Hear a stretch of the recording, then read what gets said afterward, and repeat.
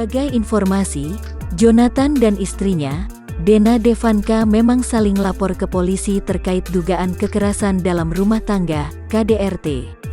Saat diperiksa sebagai pelapor, Jonathan pun turut melengkapi bukti-bukti.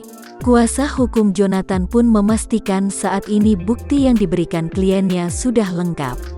Kita menghormati prosesnya, kita enggak akan buka di sini buktinya apa aja, kata kuasa hukum Jonathan seperti dikutip tribunstyle.com dari YouTube Star Story, Rabu tanggal 15 September tahun 2021. Saat disinggung soal Dena, Ijong mengaku masih tinggal serumah dengan istrinya tersebut. Mereka juga masih berkomunikasi soal anak. Pihak Jonathan Frizzy tak menutup pintu damai dengan Dena Devanka, sementara itu terkait kemungkinan damai, pihak Ijong pun angkat bicara. Mau proses hukum ya kita ikuti proses hukumnya, kita juga melakukan satu tindakan hukum.